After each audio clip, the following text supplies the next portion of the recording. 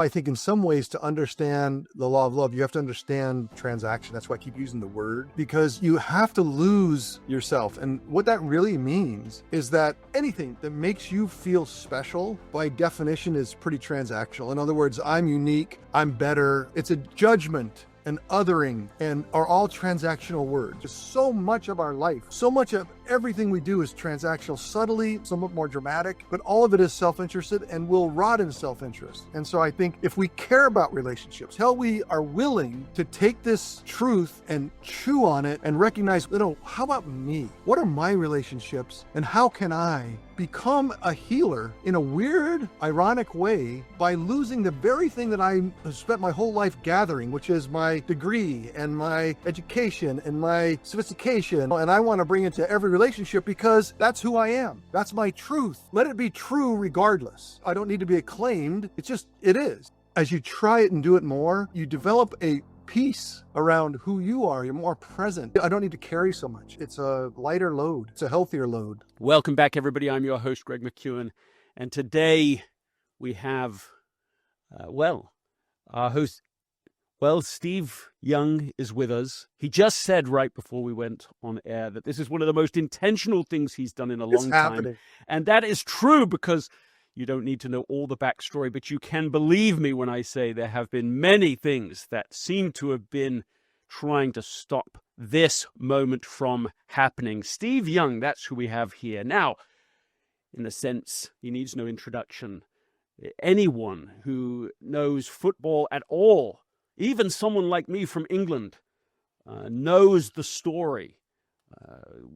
One of the great quarterbacks in history, three-time Super Bowl champion, twice the NFL MVP, and the Super Bowl MVP, of course, first-ballot Hall of Famer, renowned career at Brigham Young University as well, where he played at the highest levels, earned his undergraduate and law degrees, contributes to ESPN's weekly coverage, lives in the San Francisco Bay Area with his family, serves as president and co-founder of HGGC, a private equity firm, co-chairs Forever Young Foundation, a global charity for children, with his wife, Barb.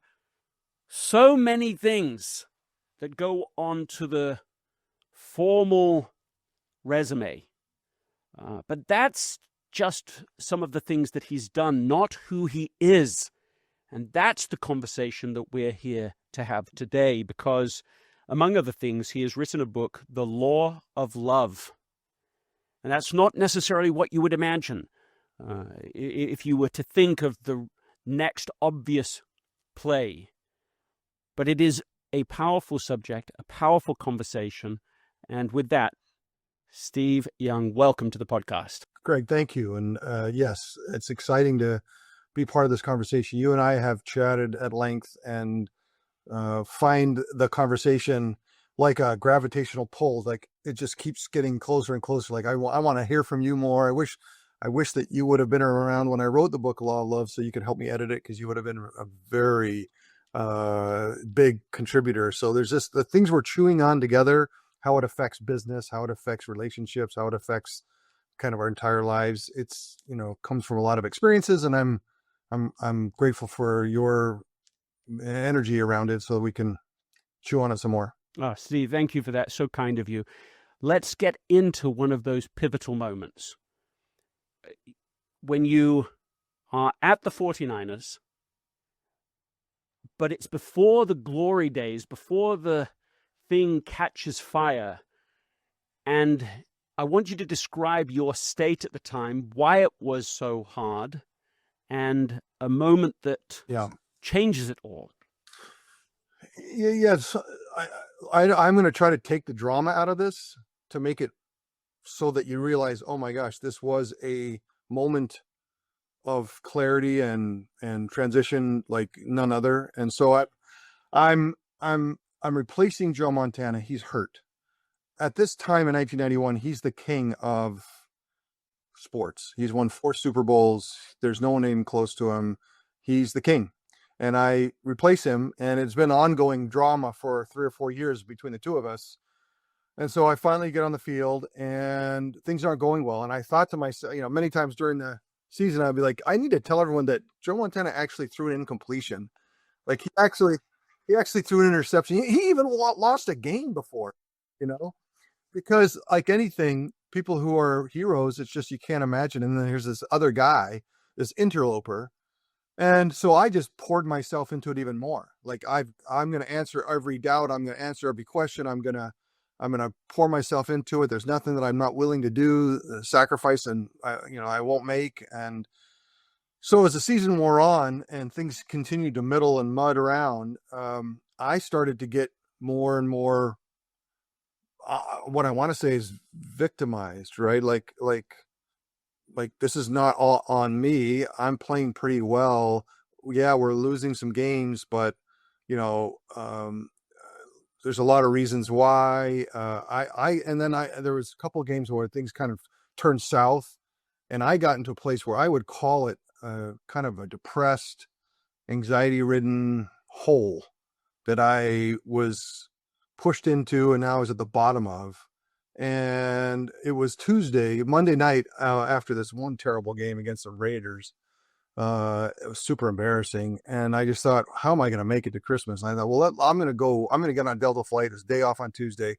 I'm going to go to Salt Lakes. My brother's in med school there. We'll walk around town and see if he can kind of make sense of this for me. And I did that. And it was funny. He was in the middle of med school with 2 kids and broke, and he's like, what's your problem? What's the big deal? And so that was really helpful. I got on the plane to go back Tuesday night, sat down next to Stephen Covey. Now, Stephen Covey, those old of us remember the 7 Habits books through the years, kind of business, kind of gathering all the best practices of business around the world and then kind of elevating them and putting them in his books. And so I'd never met him before, but I'd heard of him. And he sat down next to me and said, "Oh, Steve, how's it going?" And then I told him what I just told you. And it's like how miserable it was and terrible, and how it's just, I don't know how I'm going to get out of this mess. And I'm feeling it's starting to affect my kind of even my mental health. It's like, I'm struggling. And I finished that part of it. And he says, "Wow, Steve, I feel all that. That's heavy, and I can feel it. Can I ask you a couple of questions?" And I said, "Yeah, go ahead." And he said, "The owner, Eddie DeBartolo," and I went on about, he's the first owner in history of sports to see players as partners and family. And that's why it's so awesome to be a part of the 49ers. And he says, "Your coach, Bill Walsh, what was he like?" "Oh my gosh, he's the first coach that ever thought about your health and your sleep habits, your hydration, your nutrition. He worried about relationships as the key to success in football." I was like, "This guy's amazing." He goes, "Yeah, I've heard about him too. I'd like to meet him as well." And then one more question, "Steve, is Joe Montana on the team?" And I'm like, "Yeah, he's hurt. He's there, but it's kind of most of the problem, to be honest with you." And he said, "But if you needed to ask him questions for mentorship, could you?" And I'm like, "Yeah, I could." He's like, "Huh, Steve, I travel the world looking for platforms, businesses, organizations that allow the humans on the platform to iterate and see how good they can get. And those qualities of those platforms, I try to capture and put out to the world so that we can get more of those wonderful places where people can see how good they can get." And it's like it's a gift that I'm trying to, get, out into the world. And so as I travel the world and look for them, I've got to be honest with you, the one that you just described to me, despite all the pain, might be the greatest opportunity I've ever seen in my life. And when he said that, I was like, you can imagine, I'm like, wait, did you not just hear me bitch and complain? Like, did you not hear all the pain? But I knew when he said it, that he was right. Like, from that perspective, it is the greatest opportunity. And it struck me like a bolt of lightning through my heart. And at that moment, I realized that the hole I was in, that I thought people dug and threw me in, was a hole that I dug and jumped in. That was the most powerful thing to realize, is that the situation I was in, I was not victimized. The only victimization is of myself. And that kept me from seeing what was the truth. The truth is, this is an incredible opportunity. And then he asked me one last question. He goes, Steve, the thing I really want to ask you, because it's scary, are you willing to go find out how good you are? And then iterate, and then, let's see how good you can get. Are you afraid? Because that's hard. That's a scary thing. And I immediately said reflexively, yeah, I can't wait to find that out. And he said, well, then be about it. And that's what I was about from then on. I got off the plane. I sprinted home. I was like, oh my gosh, I can't believe what a mess I've made. Wednesday mornings when you get fired in the NFL. And so I was like, am I going to get fired tomorrow morning? I've been miserable. I've been played well. Please tell me to just keep playing. And they didn't fire me that next morning. I played. And just kind of to finish the story, that was the end of 1991. 1992, I'm MVP of the NFL. And I only say that as to connect the moment, so that I'm not trying to make it dramatic. I'm just trying to make it real and authentic. And it was that global of a concept that resonated to me as truth. And then I went about it and never looked back. One last little funny part of it. We played the Cowboys. The Cowboys are the best team in the league other than us. And so we're warming up at Candlestick Park, and we're both the 50 because we're warming up kind of going opposite ways, and we run into each other. And I run up to him, and I was like, Troy, so great to see you. Troy Aikman's the quarterback for the Cowboys. I go, Troy, so great to see you. I'm on this quest to see how good I can get, and I can only find out against the best, and you guys are the best. So I'm so excited that you're here, and I'm really grateful. And I remember Troy looking at me like, what, are you weird or what? Like, what's your problem? But that's how committed I was to this truth that I'd been blessed with. So I don't know if that's the story that you wanted, Greg, but that's the story that I have. I love it so much. I want to try to underscore for a moment how, beyond even what you've just said, how transformational that moment was, because everything that has followed, that was enabled and made possible by the success for the 49ers, is also wrapped up in that moment. So, if I might put it this way, when I was reading The Law of Love, this absolute moment of clarity and connection, a meeting of the minds virtually through the book, was when I realized that what I've been on this adventure for years, in trying to unlock the power of understanding, is just exactly what you're talking about in this book as the law of love, is that understanding and love in many ways are interchangeable. And that story captures so beautifully this idea that understanding is the pivot of everything in life, that without it, nothing is possible, and that with it, everything is possible. And so Stephen Covey, that if you had to take that moment and shrink it or go into it, sort of blow it up and go even more precise within the conversation, the influence comes because he's listened, not to agree or to disagree, but that there's this space in between agreeing and disagreeing. And he's just, tell me about you, talk to me. And he's listening and he's understanding how you're seeing it. And because he isn't just in this reactive moment of, what are you complaining about, which might be one reaction, or well, let me just jump in and give you my advice. Yeah, let me tell you, let me give you my wisdom. Yeah, right. Before he understands it and understands it precisely, and not even just the feeling of it, but how you're seeing it, understanding the thought process that is at play really under the surface, not conscious for you. You're not consciously waking up in the morning saying, well, I just want to put on my lens of victimhood right now, and I just want to see how awful I can make this for myself and miserable I can be. Like, no one's thinking like that. You're not thinking like that. And if he jumped in before he understood that about you, he wouldn't have had any of the impact that he actually ended up having. So there is, he is able to be a frame breaker for you. He's able to see the frame that you're coming from. He's able to then gently point that out to you and offer a different way of seeing it that is more true than the version that you had. And that's the lightning moment. It's not that he just happened to guess some good words. He's giving you a new mindset that corrects the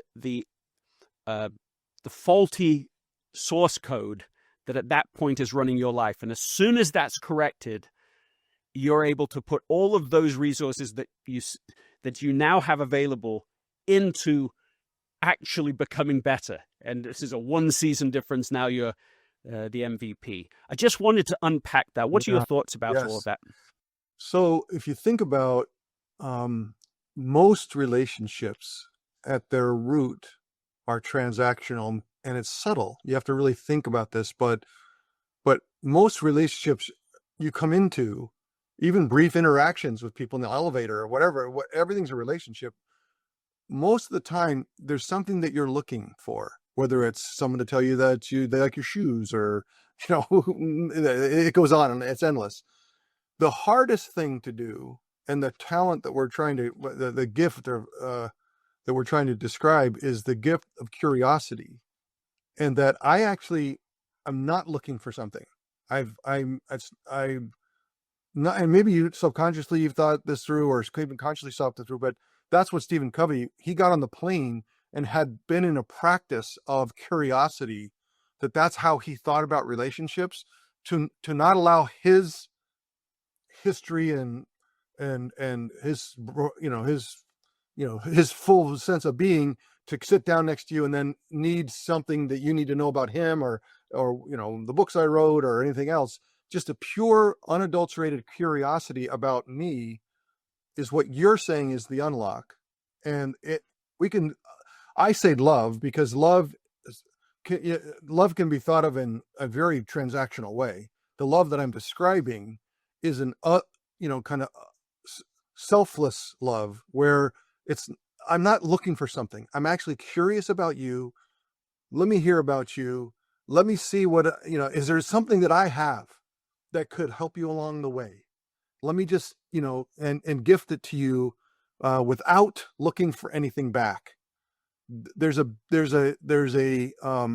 like you said, an unlock. It's a universal truth, and it's very difficult to get to. But if you intentionally think about the way Steve Covey thought about relationships, you can do these incredibly powerful things, because now I'm seeing what you're trying to say is I'm now seeing with the quotes around it, like I'm seen wholly as from somebody who can now do God's work in some ways. Like it's now free. It's not tainted or muddied by transaction of any kind. And now let me see what I can give. And now Stephen Covey can just lay out his whole life of experience and just pour it forward in a way that now I can receive it, because I've sensed there's no subconsciously, there's not a transaction here. It's just curiosity. And that's why I could take it so wholly. It's a WHO, wholly in to myself, and say, oh my gosh, that resonates in a way that I just can't even describe to you.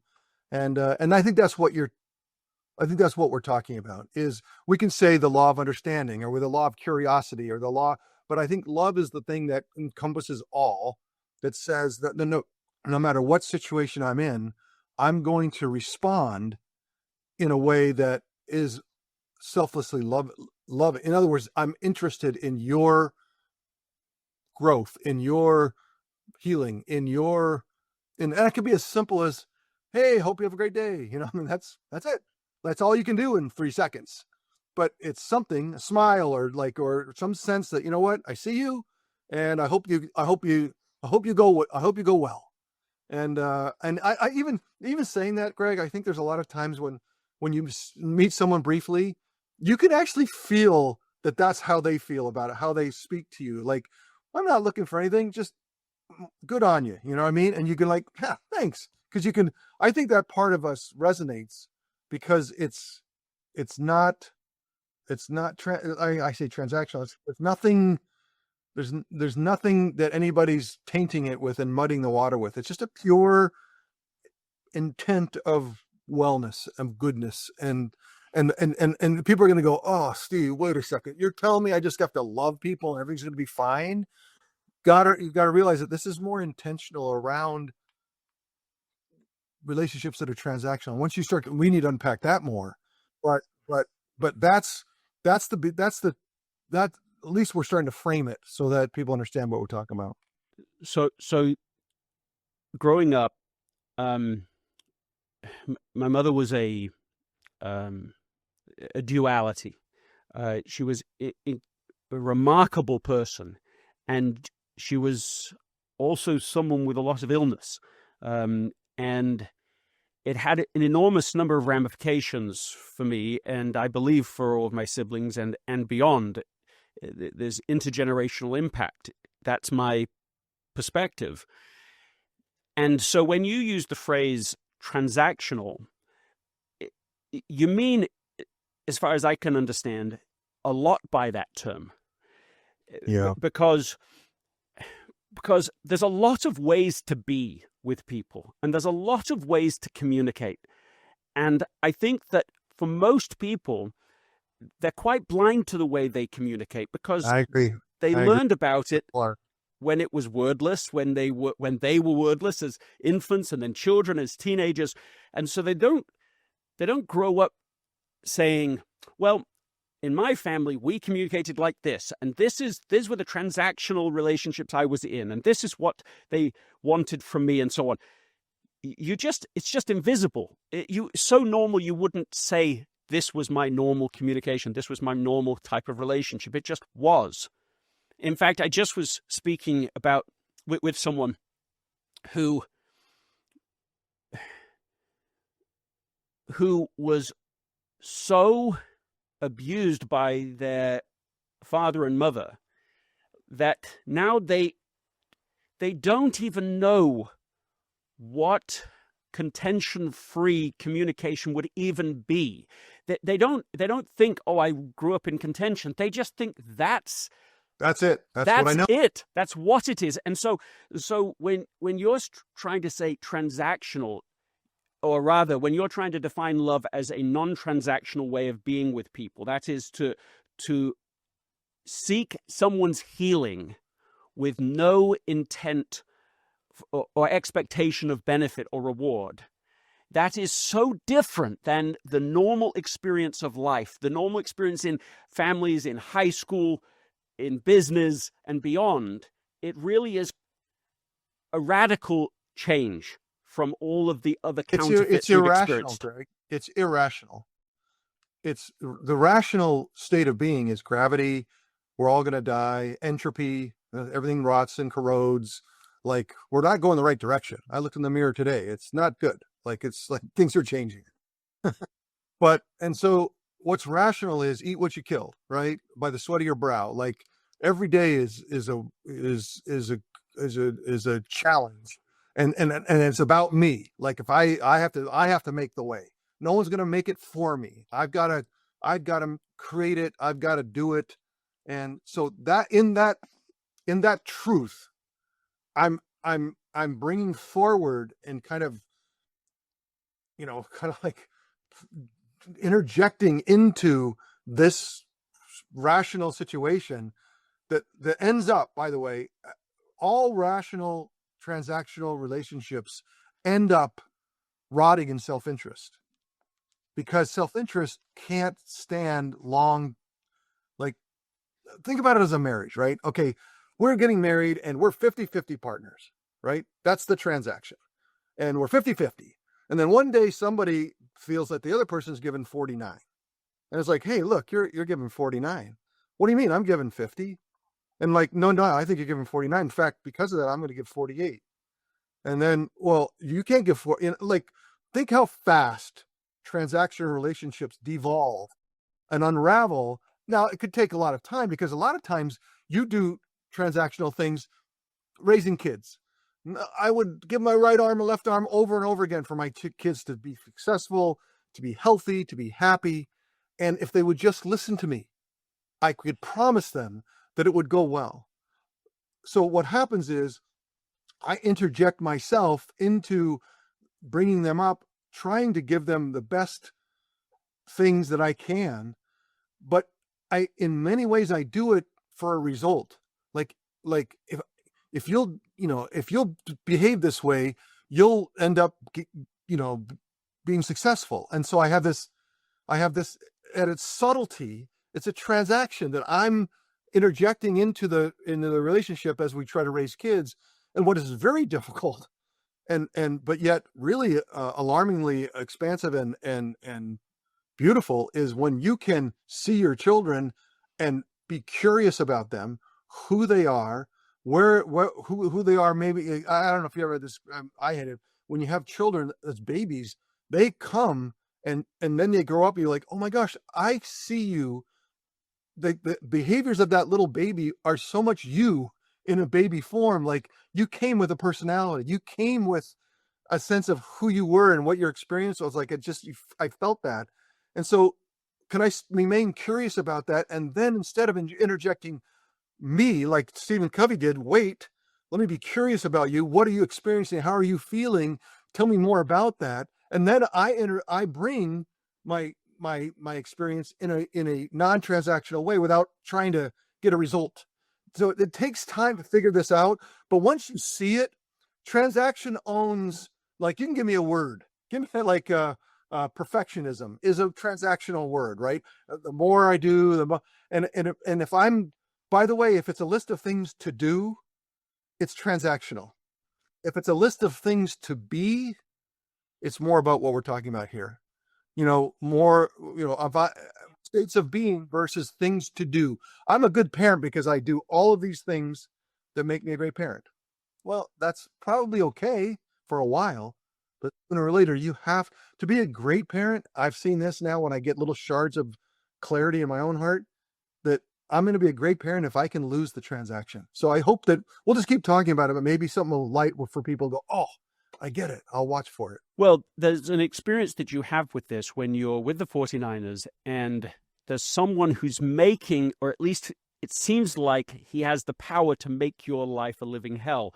And so you're going as far as avoiding him wherever he is. You want to not be there. Tell us that story. Yeah. So Charles Haley is a Hall of Fame defensive end for the Dallas Cowboys, but he started with us, the San Francisco 49ers. The biggest mistake the 49ers ever made was getting rid of him, or letting him go. I shouldn't say but while he was with us, he was an emotional predator. Like if you had some physical defect, if you had some mistake that you made during the game, if you had anything, he could just light you up and embarrass you. And it was funny for everyone else, but it was just painful for the person he was kind of going after.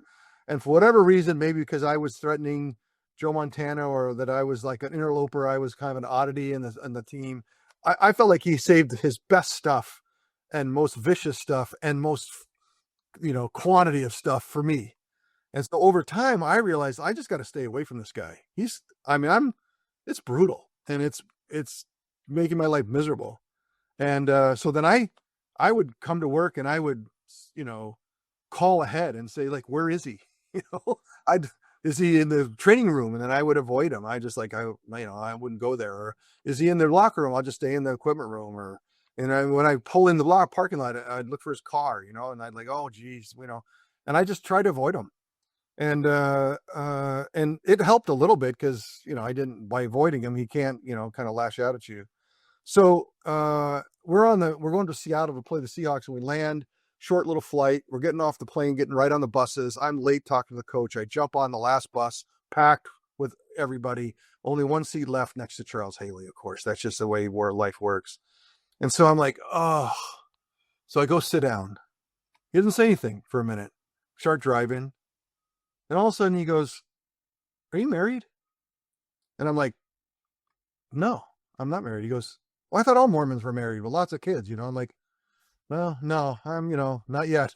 But then he just didn't say anything for a little while. And then I thought to myself, what do I know about him? Well, I heard his wife was sick. So I said, how's your wife? He goes, oh, thanks for asking. Yeah, she's doing better, and that, it was a short drive, 10 minutes, but back and forth kind of for the first time ever. And I think that's when I say seeing somebody, right, with in quotes, right? I hate air quotes, but I'm just like in the idea of seeing somebody. That was an opportunity for both of us to see each other for the first time. We really hadn't had any. We'd been interacting. We'd had, difficulty, but we'd never really seen each other. And that's what that allowed to do. And I guess the simple, thing that came out of it was that because we saw each other briefly and had that interaction, it built a little brick of foundation of a relationship. And look, he still watched for me. He still made fun of me, but it was not nearly as caustic and brutal and really just terrible. It changed. And and as time went on, I started to make fun of him a little bit, and kind of like, and then it became like a relationship. And I can tell you today, he's a great friend and somebody that like, we laugh about those days, and he said sorry 1,000 times. And I said, I'm sorry. Like, isn't it interesting the where a relationship could start? Wars start over relationships that start that way. And millions of people have died because of relationships that start that way. And all it takes is really a moment of seeing each other and a shared common experience. And we can, that's the miracle. That's the law of love, right? It says, if we can see somebody without transaction, we can do amazing things. Well, that to me is at the very heart of what you're saying here. Let me see if I can just find the exact language that you used in the book. Towards the end of the story, you said, I realized that neither of us knew much about each other, even though we had been on the same team for 5 years. We chatted the whole way to the hotel, and something miraculous happened. It was as if we had seen each other, really seen each other for the first time. There wasn't the mutual demonization that can happen in a vacuum. The miracle happened because of a brief conversation between two humans who were forced to sit next to each other. For me, it felt like life and death. Finding some measure of peace was oxygen producing. And that to me goes to the heart of this because it seems that love, real love, isn't a feeling, it is knowledge. It's actually that you know something you didn't know before. And because you know that thing, your feeling is then different.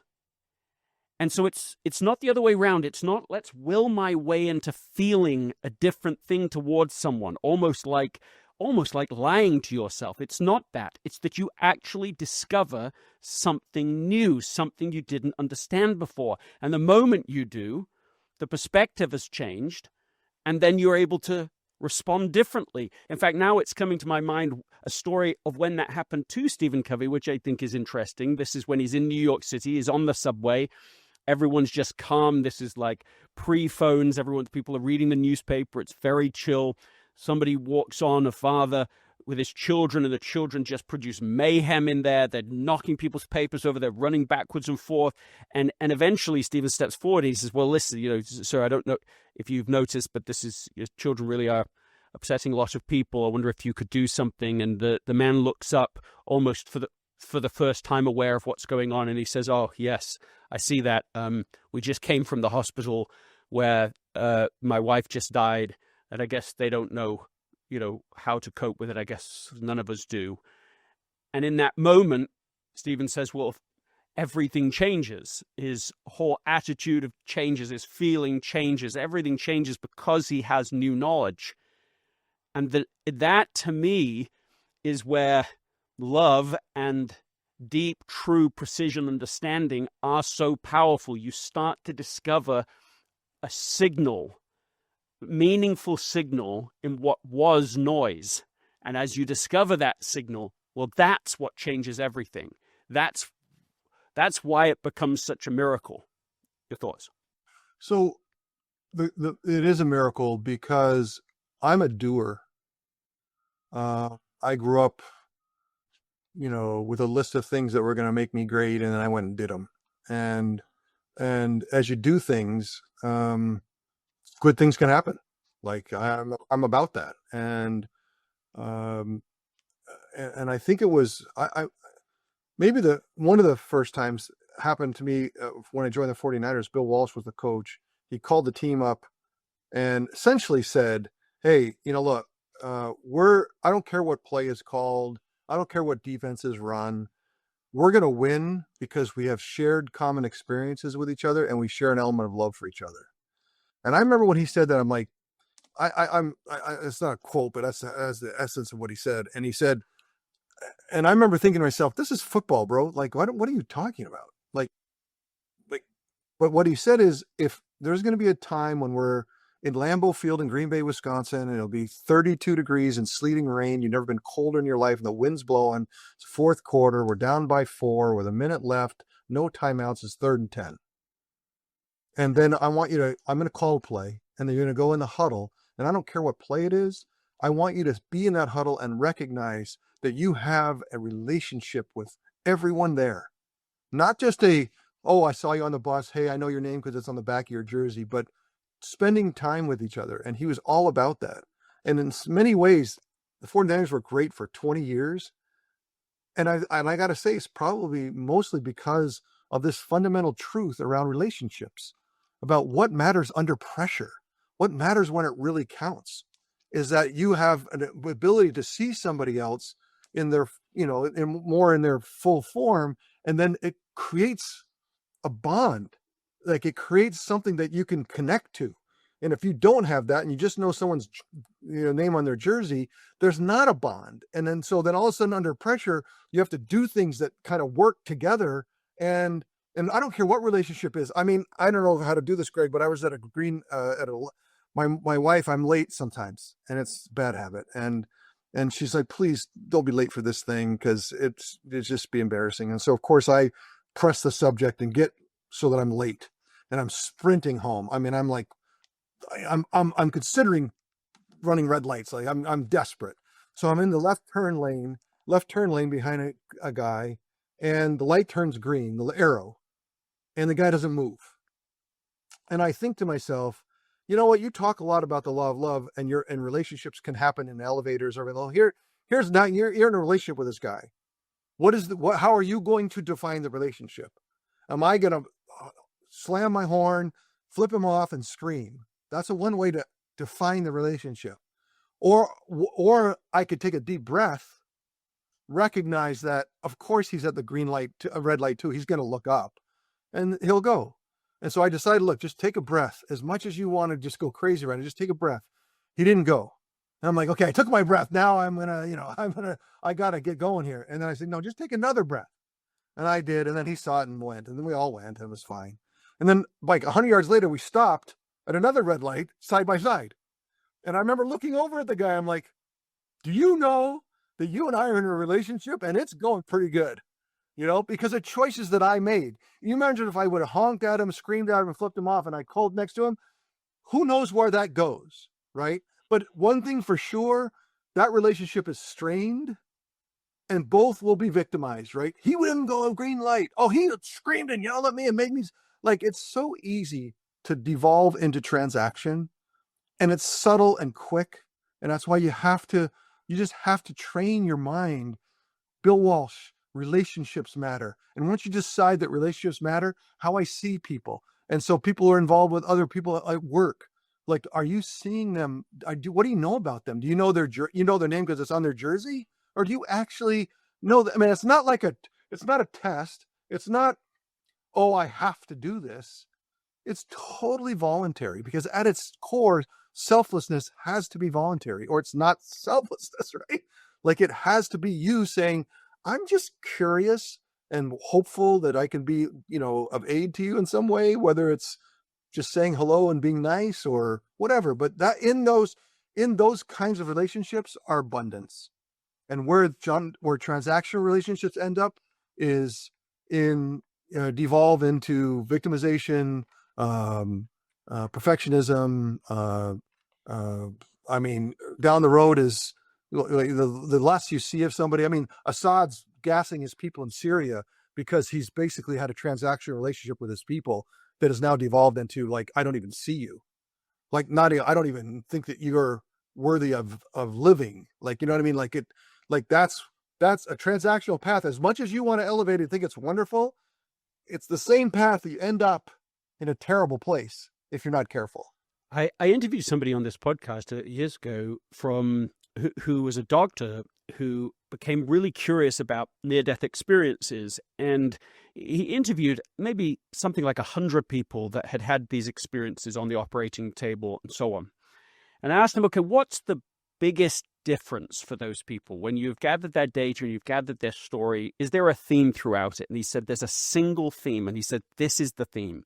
He says, the people who I spoke to come back and they are changed forever by this idea that they now see that they are a part of everyone, that they're connected. He said it's like they understand that before they thought, well, I'm just like this lone finger, Singular, yeah. I'm just this person. But afterwards, he's like they saw themselves as part of the hand, so they can't treat somebody else in any way without treating themselves in that way. They suddenly realize that this idea of deep interconnectedness is real, and that we didn't come into the world alone, literally, even though we often feel that loneliness and aloneness, but no, Sure. Of course. And so that discovery, we are one, we are connected, is a kind of meaning frame that makes it possible, makes it reasonable to a transactional mind. Okay, well, maybe it is in my interest to genuinely let go of my interest. Well, the irony, yeah. So it's an incredible irony. This is not a self-help session. Mm. This is not something that you can do to make your life more rich or better.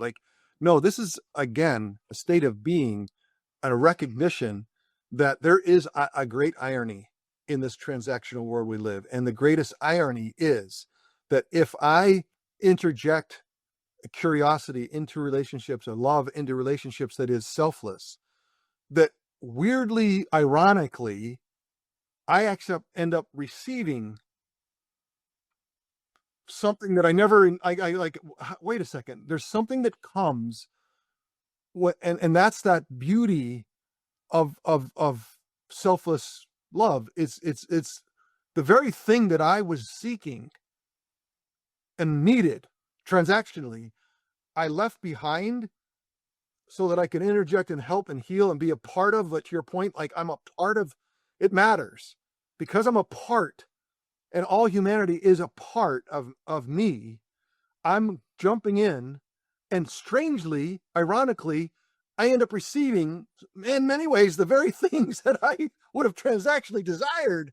And I think that's the great irony in what we're describing. And so for spiritualists, people that think that they believe there's a heaven and a God, my gosh, how much of your relationship is defined by that same transaction, that God is Santa Claus, and that if I'm super good, I'll get X. And it's at its root, that will rot. That's a relationship that will rot. And the only relationship that really heaven could actually ask for is the same thing we're talking about here with other humans. You're a part of something, jump in selflessly, intentionally. And then people say, well, Steve, not all relationships are safe. What happens if no, look, we're in a transactional world. It's a dangerous place. It's a bumpy ride. No one's saying that you're just blindly, but even the most acrimonious relationships can be least healed on one side. Do you have a minute? I guess I want to tell you about a woman that's getting divorced. Please. And she is in an acrimonious relationship. I mean, the hatred and the screaming and the yelling at each other, and it just devolving. And she tells me she's just sick to her stomach. She just they're just so terrible, the relationship and the feelings, and they're ready to sign the final divorce decree. And she's just, how can I'm just, and she's just praying to heaven, please give me some sense of peace. I hate this. So she's walking, she describes this. I'm going to into the law firm, and I see through I go up the elevator, I see through all the glass, the conference room where we're going to be, and I see my soon to be ex-husband sitting there.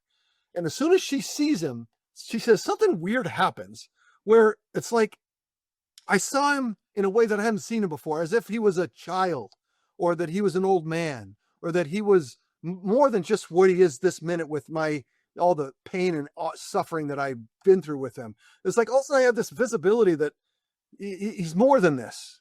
And she started to cry. She said, I started to weep. And I went back outside in the parking lot. I'm like trying to collect myself. Finally went upstairs, and we signed the divorce decree, and we're divorced. But she said the amazing thing about my desire to see him in a way that I hadn't seen him before healed me. Like, suddenly I could see him more than just this terrible person that's ruined my life. Like and he said, our relationship is better now because of that moment that I had. It's like I was given a gift to see him and not be victimized as much, not be as transactional about it as I thought, I needed to be. And I just found a healthier place. And I said to her, well, what about him? Did he feel that? Does he feel that? And she goes, nah, not so much, but it's okay, because I do. And so I would love it if he did. We could really get humming if he did. But again, I don't need him to heal. And so many people have terrible abusive relationships that feel like I need that other person to heal so I can heal. And I think the way forward here, if you think about it, is the miracle is that in the selfless seeing of this person who's abused you, I shouldn't say that, because that opens up a whole new, but in a relationship that is strained, how you can heal is by selflessly seeing kind of more than just the moment. Well, and I think a connected point here is if you think about these words as being really closely defined, if you say love, understanding, truth, knowledge, if you say those are actually not separate but very or almost identical, then it does apply even in the most extreme situations, because the goal isn't to see the good. That's not right, I don't think. I think it's to understand what is real and what is true. And it's sometimes not Pollyanna. It's yes, not rose-colored glasses. And well, it's seeing it. Love, surely, real, true love, the way you're defining it, is to see things clearly. And so sometimes I think we make the error of assuming good intent, pure intent, because we want that to be true. We want it to be true that the other person does care and they do love, and they don't mean what they're saying, and they don't mean to act that way, and that's not really how it's going. And that's just as damaging. It's just as damning. It will be. Yes. It will keep us back and hold on to us just as much. It is to see the truth, and that there is humanity in seeing that truth, and to speak the truth as clearly as you can, and to not feel you have to bottle it away, and that in speaking the truth, in trying to understand what is real, what is happening, and that this is love, and that this will release you. She was released. The truth in that moment set her free, and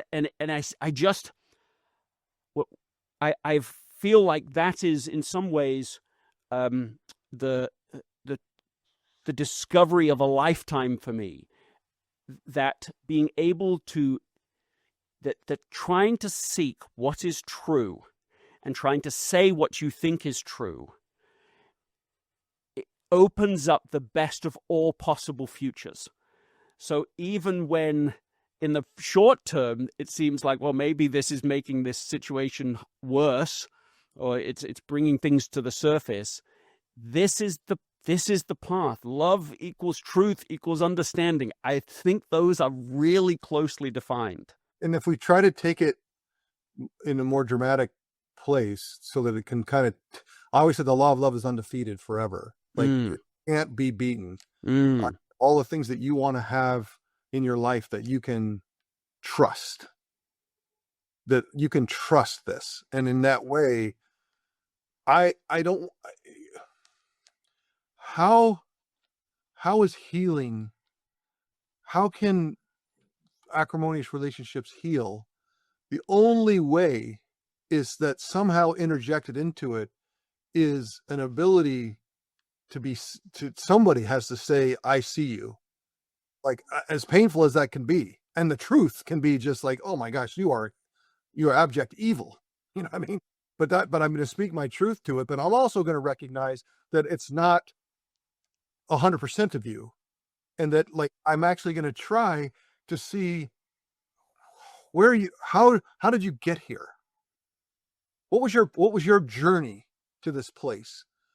What were the decisions? What were the things that got you here? Some of them, most of the time, it's stuff that the person did that they chose freely, and a lot of stuff that happened to them, that didn't necessarily they choose. And so circumstances of all kinds of things. And so all I'm saying is just that understanding of how somebody gets the truth of how they get to a place helps you at least have the perspective to say, oh, I can see you today, and I can see the path, and there is a way forward that's not hell.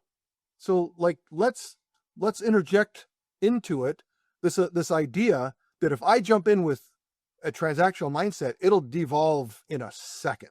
It's dead DOA. But if I don't, it can be an impetus for the possibility, albeit rare in certain circumstances, but the possibility of reconciliation, the possibility of healing. But what is for sure is it'll change you. And that's, I think, the most powerful thing. There's So Stephen Covey was most influenced by another thinker, Carl Rogers, psychologist of the 20th century, hugely influential in the field of psychotherapy, not so well known anymore. 1952, discovers what he thinks is the most game-changing solution. And it contradicts much of what was known at the time, or believed at the time, I should say, the Freudian way of thinking.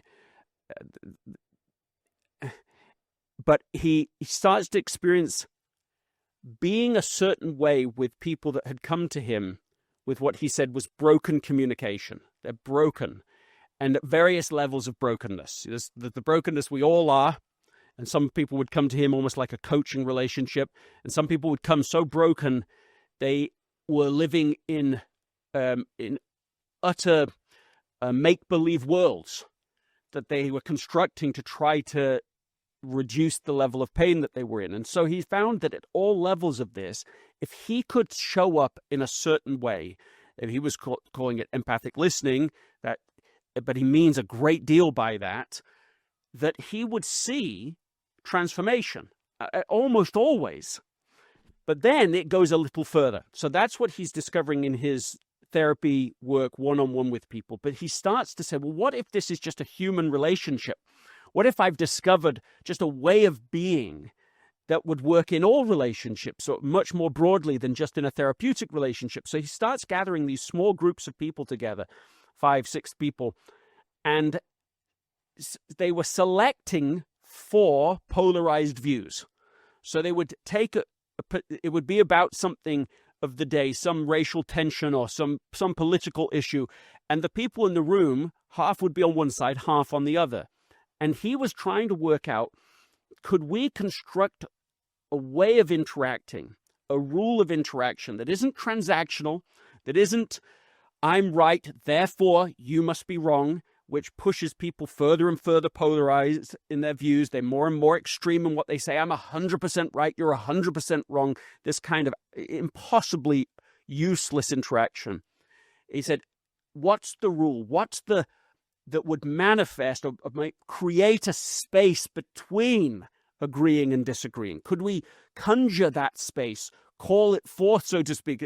If you can call forth contention when you're at the traffic lights, or space to understand at the traffic lights, maybe you could do that even in polarized views. So he does it.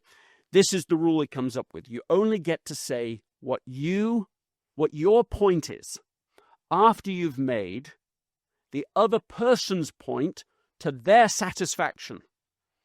So the price you pay to make your point is that you have to see if you understand their point. And in fact, you don't just have to see if you do, you have to keep going until you do. And he said, in a very short period of time, if you had a facilitator who operated as an understanding catalyst, a neutral person whose sole intent was to create space between agreeing and disagreeing, between arguing, between all of these one up, one down things that we do in transaction. He said in a very short period of time, you would see these people move from the extremity into reasonableness, see how harshly they judged the other side, see how they were wrong in their assumptions, become more vulnerable, open up not just at the surface level, but their emotions, their intentions. And then where all of the change really happens is that if you can discover the meaning frames that you are seeing the other side with, that you're seeing the issue through, suddenly you're open to many, many possibilities together. And you could walk out with this sense of greater respect for each other, much greater understanding. And then he launched this challenge. He said, look, I want people to take this issue, refine it, study it, then scale it, because I think we could truly change the world if we could heal the communication damage through which we are currently communicating. If we could see the damaged communication structures we have and use this structure instead. And not much has happened since then. It's quite a forgotten article 75 years ago. And this is what I've spent the last few years really studying and starting to invent in a listening lab at Cambridge in England. Well, I'm sharing all of that because what you said was about people who are in acrimonious relationships, and it's impossible to solve an acrimonious relationship using the damaged communication models that got you there. So you have to, those are all invisible. You think it's the other person. They think it's you. But there's a third person in every relationship. And that's the way you're seeing the world. That's in this case, the communication structure you're following. And once you discover that you've been using a poor tool or a limited tool, you can open up a space between the agreeing and disagreeing. How do you see it? And then after I've seen that clearly, how they have to do the same for you. How do you see it? And you get to work through this. And I think this is a practical manifestation of the law of love from Carl Rogers. That's how I see it. I think it's beautifully said. What you're describing is, and that's why I think in some ways to understand the law of love, you have to understand transaction. That's why I keep using the word, because you have to lose yourself. And what that really means is that anything that makes you feel special by definition is pretty transactional. In other words, I'm unique, I'm better, it's a judgment and othering and are all transactional words, right? It's like I'm worse. Oh, I'm worse than you. I'm better than you. I'm like, those are all subtle things that happen. I'm smarter than you. I'm dumber than you. Anything one up or one down. Anything that disassociates. But it's not like I'm not providing a communistic view of the world. I'm not doing that. The uniqueness of every human is unique, but it's not self-defined, is what I'm saying. Like if you're super smart, I don't need to bring that into the relationship outwardly, because I need something I need you to don't need the validation. I don't need external you to validation. recognize that I'm super smart, or that I'm super sophisticated, or that I'm super whatever, or super good looking, or whatever it is. You don't bring that to the table. You leave it behind, and the truth will come forward. But the key is that you lose yourself in the effort. And that's why I talk about transactions so much, because so much of our life, so much of everything we do is transactional, subtly, more open, more, somewhat more dramatic, but all of it is self-interested and will rot in self-interest. And so I think if we care about relationships, what you just described 75 years ago is an effort to describe the same universal truth that's going to be universally true in another 75 years or 750 years ago, or in every relationship. And until we are willing to take this truth and chew on it and recognize forget about it globally or some fundamentally different, how about me? What are my relationships, and how can I become a healer in a weird, ironic way by losing the very thing that I have spent my whole life gathering, which is my degree and my education and my sophistication, and I want to bring it to every relationship because that's who I am. That's my truth. And it's like, yeah, but I'm not telling you not to be truthful or to bring your truth. It's just that I don't want it to be you don't let it be true regardless. I don't need to be acclaimed. It's just, it is. And so I actually don't need someone to tell me, because that's transactional as well. And that's what it develops, a sophistication and a maturity. As you try it and do it more, you develop a peace around who you are. You're more present. I don't bring a bunch of stuff with me every time I walk into a room. It's like I come in and I'm curious. The truth is, I don't need to feel like I don't need to carry so much. It's a lighter load, and it's a healthier load. So, well, if this, I think one of the things you're saying there is that one of the transactions that we most seek is external validation. Somebody else to say to you, you're good, you're smart, you're perfect, you're this, you're the other. And then if they don't, so we can spend a lot of our lives trying to create in somebody else the perception we want them to have of us.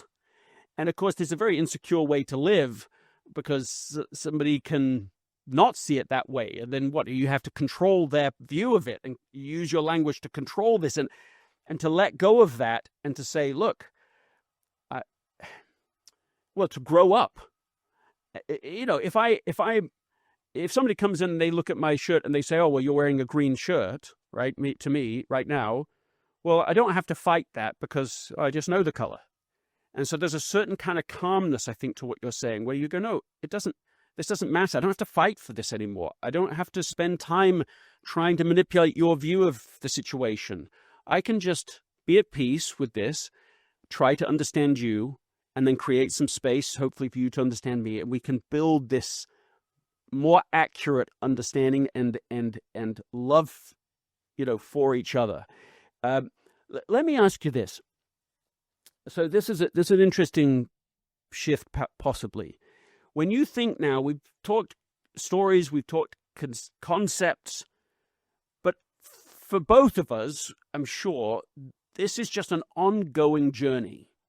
That is, there's so many times in a given day that I'm violating the law of understanding, that I step into, well, I want my daughter to do this, so I'm just going to try and focus on that with her right now. Or somebody comes to me with a concern and I'm saying, well, this is how to fix it. Instead of creating that space, let me understand first. Let's see if we even understand what we're talking about.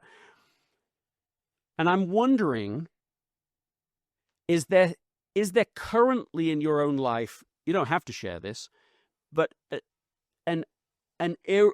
not an unresolved relationship that got stuck in transaction, but you still, to this moment of this conversation, are still not resolved, that you're still in the wrestle, that you're still wrapped up, can't seem to escape or get it to where you'd like it to be?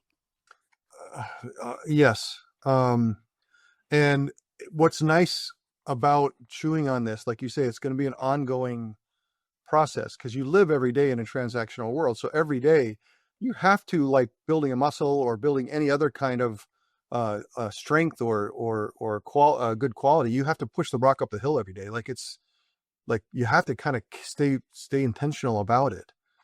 So in relationships, you can have, you could practice this really perfectly, and then the next day decide, I'm a little tired and I don't want to push the rock up the hill, and the relationship goes south. So yes, right. absolutely. We can experience love, understanding, empathy, fatigue. Right.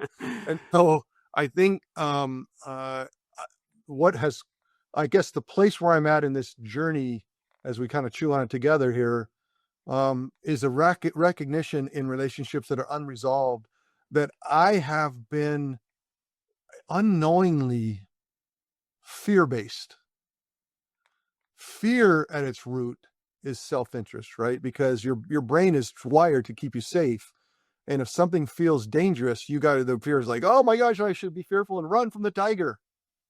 But so much of our lives are fear-based without a tiger chasing us. There's some terrible thing that we think will happen, or some, insecurity that we have that will be exposed, or, and so a relationship pops in my mind right now, work, where it's challenged because I'm not a traditionally trained private equity professional. I played professional football. I went to law. I mean, like these are not normal things. And I'm recognizing over time that I have had a imposter syndrome for a long time that I was not knowledgeable about, that I battled for people to respect me and think of me as a real competent professional. Yet what was I looking for? I'm looking for validation away from my fear that I'm an imposter, right? So unraveling those relationships and trying to say to yourself, okay, I think what a real powerful thing is, if fear is transactionally based, when do I feel it? Anxiety, when do I feel uncomfortable? When do I feel, and then chase it. Like what is it? Why is that? And then take it to court. Like that feeling, what's the truth? What's it really about? And that's what I've been able to do now and say, it's really about my feeling of inadequacy. My feeling that I'm not, and then go unpack it and say to yourself, okay, I am a non-traditional private equity professional, but here's the things that I do bring that are, that are very valuable. And then you have to speak the truth to yourself. And then it helps in the relationship because then you're not reacting. So much of my reaction to this person is really me reacting in fear. Like what? Like you would tell me I'm so many years old and I'm still reacting in fear and in insecurity and, really? And it's like, yeah, you've got to unravel it in so many places, because if you're not careful about it, you've spent a lifetime building in the name of safety or honor or possessions or stuff or things or rewards or whatever it is that are all self-interested, and you've built them over a lifetime in a transactional way. And now in many ways you got to go sooner or later you have to unravel them. You have to unravel them. Sooner or later. C. Terry Warner wrote a book. It's called Bonds That Make Us Free. But for years it had a different title before it was published, and it was something like Bonds of Love, Bonds of, something. But this idea that you could be, well, he was asking this question. He was saying, as a philosopher, how is it possible for humans to experience self-deception? Something caught his attention about that question, self-deception. How can a human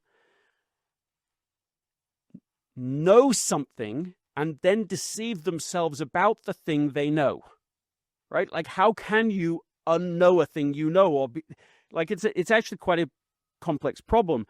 And as they studied this for years, they finally came to this answer. And your story reminds me of it.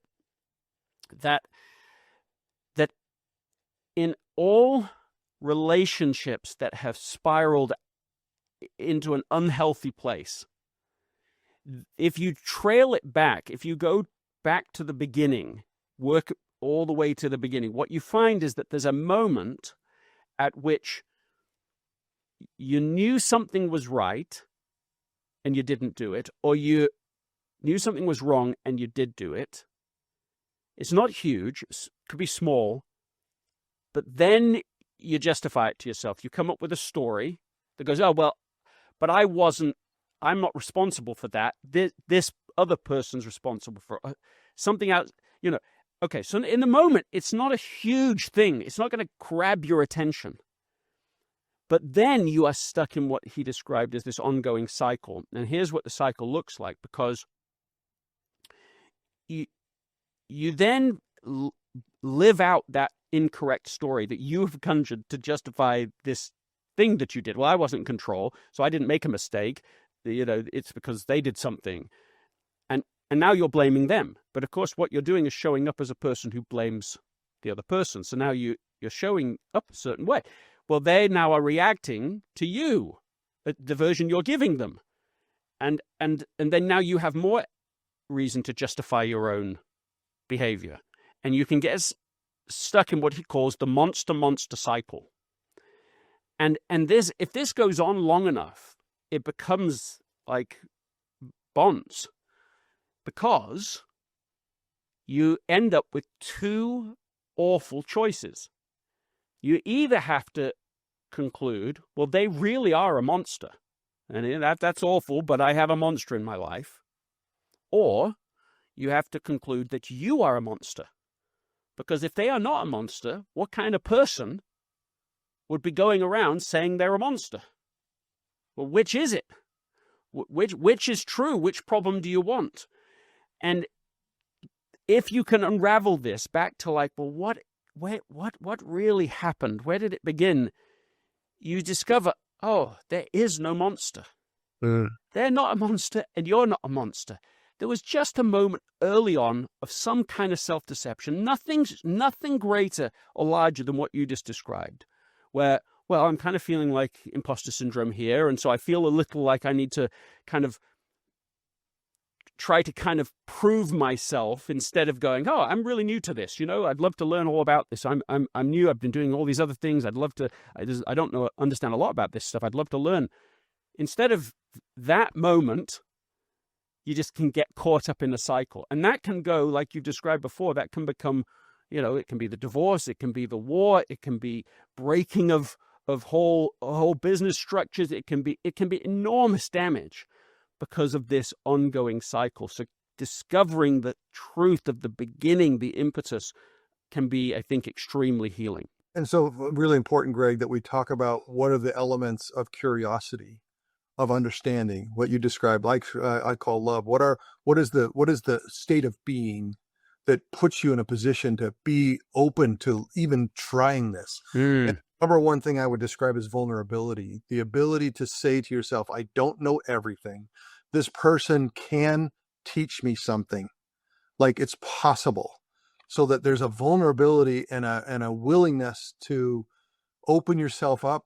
That without that, you remain closed, sure, certain, special, elite, elect, me, and I to myself, right? Like until I have a true vulnerability to open myself, and because curiosity says I'm interested in what you have to say. At its root, it's saying, what don't I know? What do I don't know about you? What do I know about me? What is, and if you don't have that curiosity, you've seen our divisive politics today.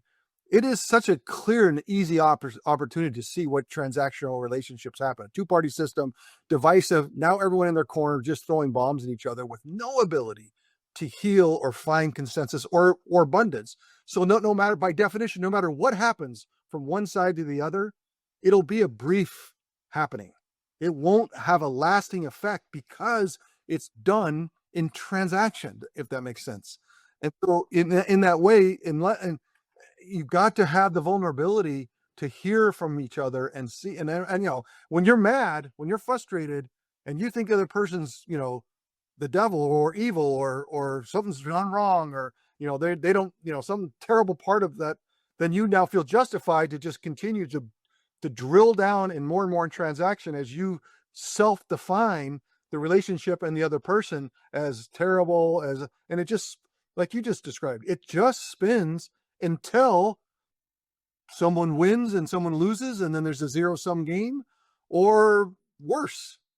And then there's no ability to find what you just described as the person that went to figure out all the near-death experiences.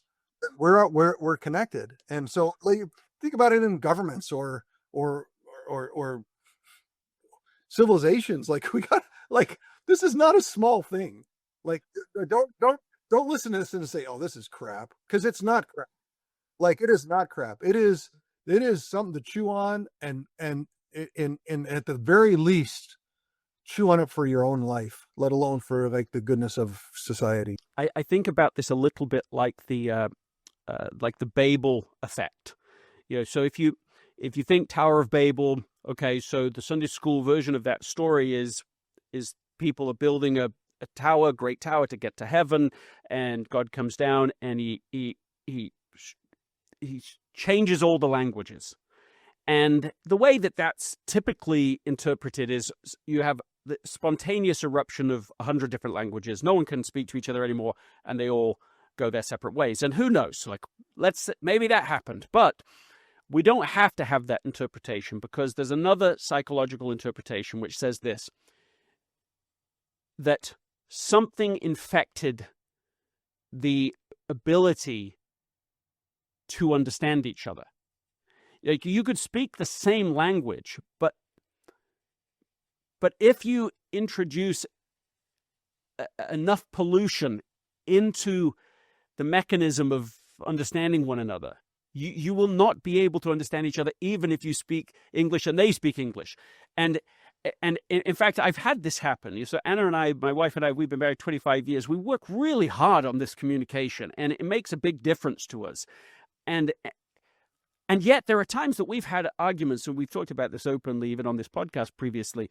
There are moments, if we're in an argument, not only do we not understand each other, like the meaning between us has gone to zero. We don't even know what we are saying anymore, which is a striking thing that people who are trying to find words and using language and not beginners at that could get to the point where all meaning is lost.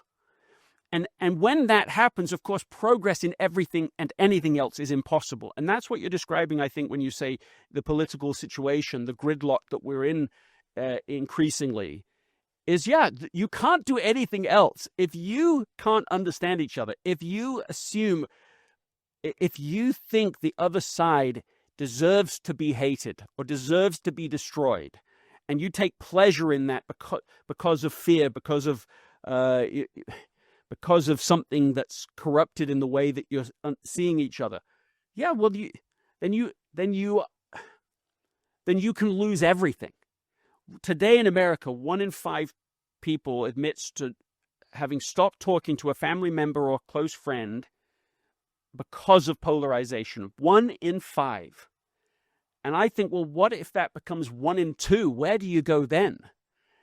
And so it's not peripheral, the subject matter that we're wrestling with. It's not one more idea. It's central, the pivot point, the bottleneck to everything else that we want in life. That seems to be, consistent with the conversation we're having. The only way to really make a change is to make a change personally. Like when I say selflessness, it's an intent to be irrational. Like, I'm not going to rationalize around what I see every day and just kind of go fight for what I need to get and make sure that I get what I need and all that kind of stuff. You actually have to say to yourself, I'm going to take a step into kind of a faithful step that this is really important.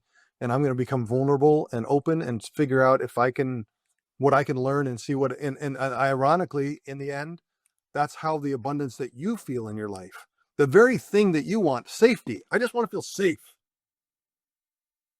I would say, in chewing on this with us, you will find, if there's safety is an illusion, essentially, because you're going to die. It is a rotten place. Like, it is a bumpy thing. But if you do want to feel peace, I would say, I want to feel peace. My personal truth now is that the best way to feel as much peace as possible in this world is the law of love. It is like, if that's what you seek, this is how to get it. And again, you can't get it by transaction. You have to get it by giving. Like, it's just this universal truth. I think it's going to be true. It's been true for thousands of years. It'll be true for another 1,000 years. But civilizations will rise and fall on this subject.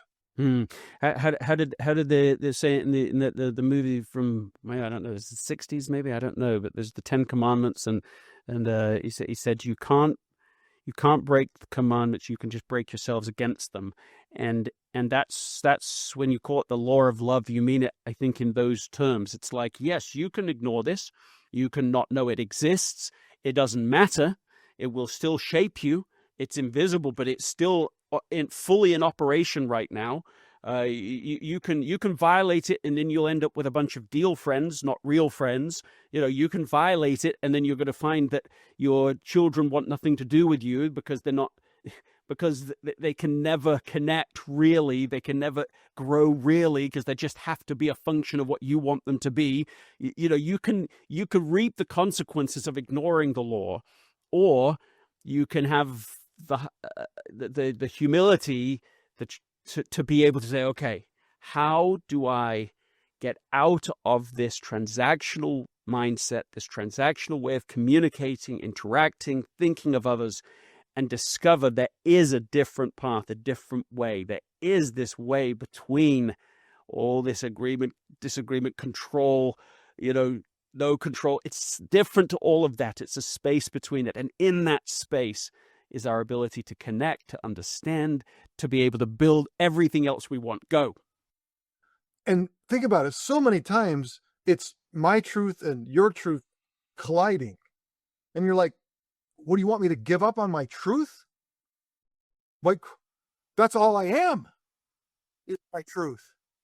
And I think that's where people feel what we're talking about and kind of quickly put it away. Because it's like, look, I'm not willing to lose my truth. And I'm saying, no, I'm not asking you to do that. What I'm asking you to do is come without affirmatively bringing your truth. In other words, like have the vulnerability to be ready to learn and be open. And you don't have to give up on anything that is true to you, but it's like, don't bring it transactionally, like into a relationship. Like, okay, if you're going to know me, you got to know my truth, and this is it. And so much of your truth is transactional because that's the world we live in. And until you unravel all that, you're not going to be able to bring it with a way that can be abundant. And so, like, I don't want people to run away from this or turn away from it because the initial reaction is some transactional relation. What do you want? Just love people, or you want me to give up on my truth? No, like it's all in the law of love is undefeated and will be forever. Like, chew on it with us. And I think that you'll find that to be true. This comes full circle beautifully right back to the beginning story. Because when you're sitting there on the airplane, you are full of real experiences, real emotions. And if somebody had come along and just gone, well, you're wrong, I'm right, you're wrong, well, that wouldn't have worked. Because that the experience you're having is real. What worked is that because Stephen was listening and understanding in a certain way, living the law of love with you, it meant that more could be uncovered. And what could be uncovered, as far as I can see, at the very heart of it, right down, like if you imagine like the iceberg of communication or of life, deep down, way down below you, the area you can't see at the base of the iceberg is the frames and meaning and perspectives that you had of the situation. And because he listened not just to the surface, but down there, you were able then to start, and he with you, to start deciphering the difference between what was actually true and what had corrupted it. And that to me is one of the greatest discoveries of my whole life. And it's so beautifully illustrated by that story that what happens is that truth, gets locked with something that isn't true, and they get fused together without even us aware of it, and then we're stuck. Oh man, that's when we're stuck. Stuck in our own life, stuck in a relationship, stuck, and we could be stuck for 10 years or more, a whole lifetime even, because we'll defend the true part like to death. Like, no, this is true, and I can't lose it. I'll lose my whole soul, my mind, my identity. And so the key is, no, don't lose that truth, but you have to discover it, what has become attached to it that isn't true, so that can be separated, so that you can become freer by a more clear view of what's going on. It is the ultimate irony. That's why, like, what you're describing is in a relationship. If someone will at least have the vulnerability to open up, then, like, those that believe in God, that's where God can come now. The life force, no matter what you describe it, or just human relations, the beauty of what profitable human relations can be. What could it possibly be? You open the door. You literally can open a door to something that is impossible until you open it. And I think that's what is so powerful about it, because that's until then, it's just two people going at it, right? Until then, and victimization and truth, and I know, and you know, and I'm just done with you, and you're cut off, and I'm not even gonna put up with you anymore. And like, it's all of the damage, the brain damage of life that a lot of people feel, and then say to themselves, you know what? I'm just gonna cut that out. That no one like that I'm never gonna deal with ever again. It's just walled off, and I'm just gonna join with a merry band of a few people that see it like I do. And then we're just going to hovel here together and, find some peace. I totally understand that as a reaction in life, but it's not the abundance that I'm talking about. And I think the most amazing miracles happen when we engage wholly and fully, without having a condition, transaction. Again, condition is a transaction. And look, we're all looking for safety. We're all looking for peace. We're all looking for less fear and like, we're all looking for that. And ironically, everything else in life will fail you. The law of love will not fail you. It cannot fail you ever. And I think that's the to not be over dramatic, but that's the possibility in your religious life, in your family life, in your business life, on the street, in the elevator. It doesn't matter where you are. It can be the thing that creates in you a state of being that can find as much abundance as possible in this life. And I think that's not self-help. That's not like, hey, you can do a few things and change your life. This is the thing that can make and create abundance. And there's nothing else that could carry it. Nothing that can carry it like the law of love can. Steve Young, thank you for being on the podcast. Greg, what a pleasure it's been to chat with you. You've helped me chew on it some more. You don't realize how much you've given me in this couple of hours. So thank you. And anyone that made it to the end here, thank you for staying with us. It's very meaningful to me. Thank you. Speaking of which, everybody listening, what is your number one takeaway? What did you hear? Not just the words. What did you hear? What's important for you here? What is one thing that you can do differently? What I heard from you is a clarity around how much this, like science will prove this true, that math will prove this true, that study of the universe will prove it true. And like, you've brought me in this sense that, like, when I say the law of love is undefeated, I say it pretty boldly because I believe it's true. But I think what the conversation did for me is like, all things will bear the truth of it in time. You know what I mean? If you give it the space. And that, like, the idea that there's scientists that are looking at human relations and human behavior and what they get out of it is they end up in the same place, right? How it has to be. And so I'm grateful to think about it that way. That because to me, truest truth, is in the dirt. Like I can, like it's in the it's the blood and the sweat. It's not theoretical. It's not esoteric. It's like it's in the conversation. It's in the relations. It's in the day to day. It's there. That's why I feel like this conversation has really helped me. It's real. That's what you're saying. Now we're doing sort of like an encore here, but it's worth it. It's worth it though, because I mean, something we talked about off air that deserves to be here is as far as I think about this now like a law. Now, obviously you say the law of love, but this other element. So in the early 1900s, as telegraph and radio are coming into existence, people that are working in that field start using the terminology noise and signal to describe their work. Thank you. We're going to try and get a signal, that is the message they're trying to send or receive, and noise is everything else that gets in the way. It takes about 50 years until somebody has created a formula for it that shows the actual relationship between them. They know it's related before, because if you have higher noise, then okay, it's harder to hear the signal. If you make the signal louder, then it's easier to get through the noise. So they know it's related, but exactly how is it related?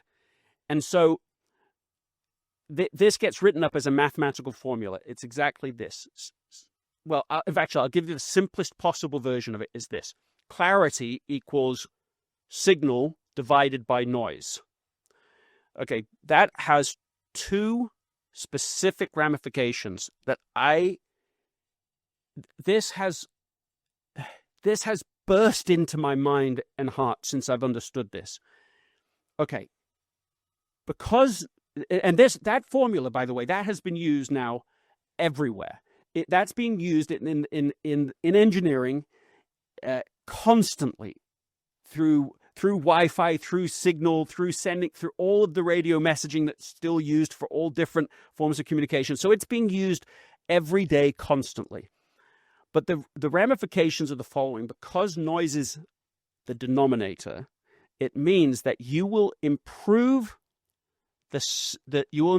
clarity faster and much more easily, much more disproportionately by reducing noise even a little. So a tiny reduction in noise can improve the level of clarity significantly.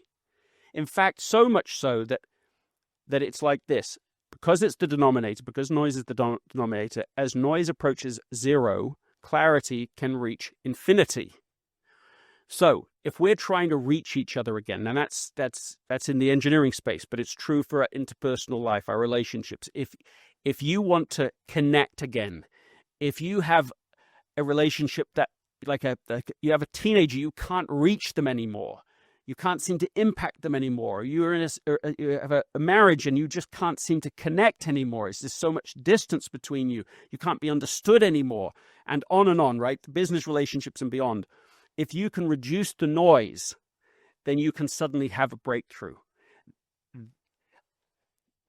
When you say, Steve, let's get rid of the transactional noise, that's what I think you're getting at. It's anything. It's that you're using transaction for noise.